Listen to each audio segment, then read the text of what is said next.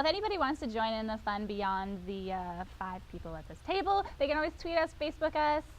We definitely welcome people's comments on where they would not live if it smelled a certain way, their take on the fist bumps, and of course, Facebook is still a thing.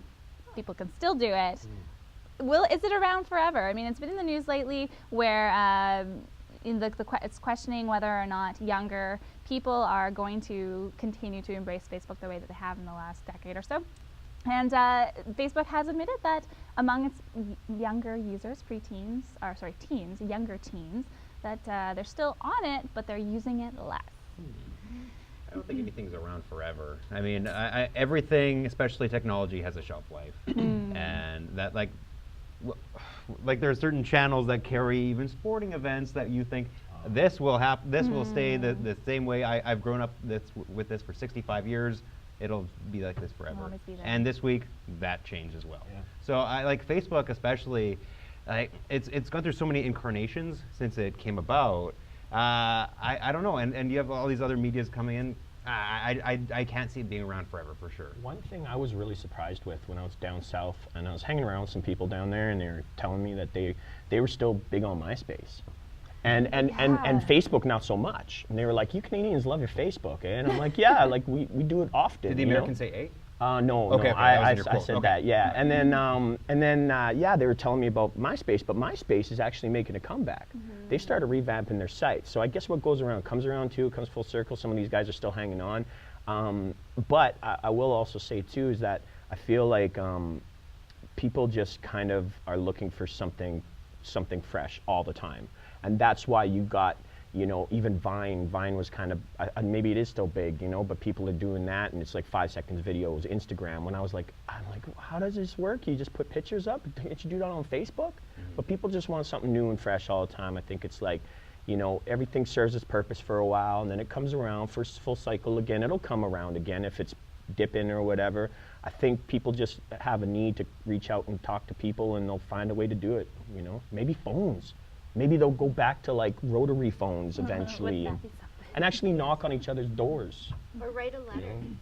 Write a letter. I don't even think I could write a letter. No. Well, and Facebook, although they're not admitting that they're worried about this, it is interesting to see that they offered $3 billion to buy Snapchat. So they seem to recognize that it has a shelf life and they have to expand into new markets.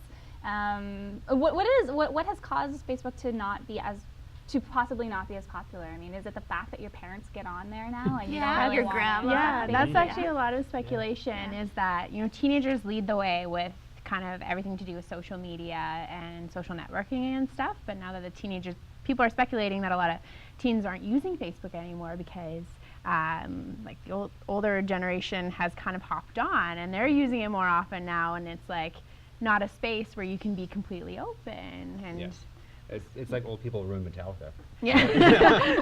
My grandmother bought the Black Album. You know? That's exactly. awesome. No. That was in a documentary I saw on the Black Album. Anyway, sorry. My grandmother did not buy any Metallica albums. Actually, I think the last couple of Metallica albums ruined Metallica. But I would say too is like what you were just saying is that yeah, the parents on there, absolutely. But I think some kids don't want to go on there anymore because some kids are getting bullied.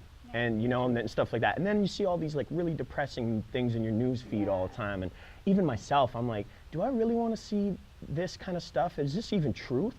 Like a lot of times people share links and some of them are real convincing. And I'm a fact checker, so I'll go and I'll Google it and check. But some people have like fake links with fake links to support the fake links to make you think that that link is real.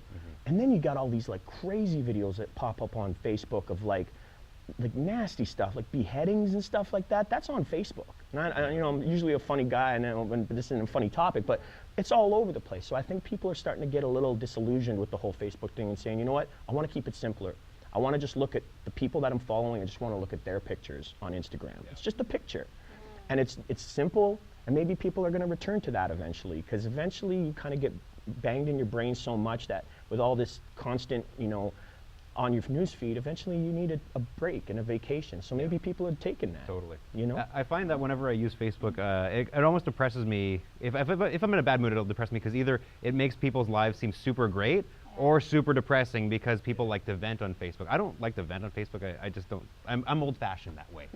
But going on, I feel like occasionally I'm just like, I gotta get away from this. That you know, people are like, my life is so amazing. I'm doing this, I'm doing that, and I'm like, I'm not doing that. Or they're That's like, what I've been hearing that a lot from people, especially in my age demographic, the late 20s, early 30s, that are just are a little bit more aware of the realities of life and looking at other people's profiles and being like, I know that your life isn't perfect, but you sure make it look like it is. And you're right, people are going on there and it's a real downer to think that everybody else's lives are so great when yours isn't. But then there's the other extreme of the people that are like on there going, my baby mama's such a and and it's like the opposite, and you're like, wow, that person's life's awful. And I kind of try to walk the line where I'm like, I try to write funny things that make people go, oh, that's a funny story, I get a laugh out of it.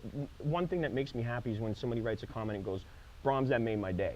Because I'm like, man, after all you read on that news line all the time of all this negative stuff and sad things and the newspaper putting out all this, if you can read something that makes you laugh, and you know, that's why I like Facebook, because there is the power to do that and use that for that reason, you know. But that's why I'm on there, and I like to see my buddies that are doing the same thing, and there's some creative people on there that are doing some funny things, and I kind of just try to subscribe to those people. Well, I'm totally old school because I'm sitting here listening to all your stories because I'm not on Facebook, as you probably all know.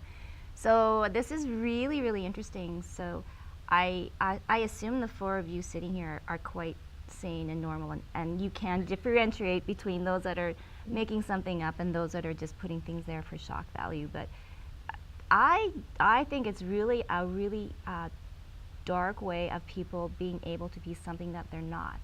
And I think this is, you know, culminated in bullying because it's so easy to hide behind your words.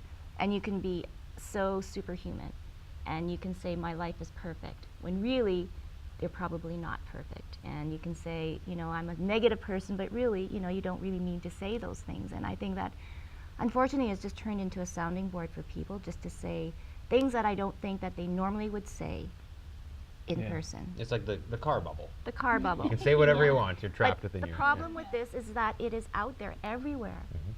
Like you say one comment, Rudy, about something about yourself or name somebody, that's out there. Yeah. But you know what though? I think the people that use it on a constant basis are aware of that. Like I feel like anything I put on there, I'll back up. Like if somebody comes up to me and goes, hey, blah, blah, blah, blah, I'll be like, yeah, put that there, and that's totally how I feel. But what about the person that puts the beheadings up there and... But those people, like those people are going to put that on yeah. something else anyway, you know what I and mean? do the false links to prove that they're falsifying It more. does seem like as Facebook evolves that way, and the ads, we even talked about that. I mean, people are really sick and tired of those kinds of ads, and you know, your name is popping up as endorsing a product that you haven't endorsed, and things like that. So perhaps just as it gets more encompassing, people are going to look for things that they can once again control for themselves. And unfortunately, I think the originator of Facebook, I think that's what he wanted. And then it just grew and grew. People get greedy. They want more money. So that creates advertising. And let's YouTube, same thing. Commercials before everything. And then it says, skip Yeah. ad. Of course, I'm going to skip the ad, man. Like, don't even give me that option. Like, if you want me to watch the ad, make me watch the ad. But don't give me that option. Give me a 5-second advertisement instead. Yeah. Please don't ever give me another ad. Is there that button? Because I don't want to. I want to watch the video. I want to watch Human League. You know, I love that 80s stuff. I don't want no Walmart commercial. Well, Anyway. again, you know, anybody wants to get in on this Facebook conversation, Facebook it is. We're still on there. Tweet us, even email us. We still do that too. Still take phone calls and emails. and write letters.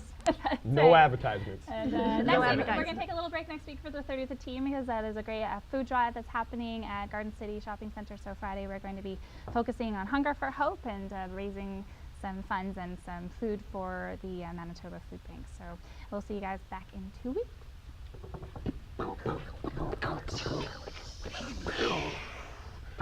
Totally lame.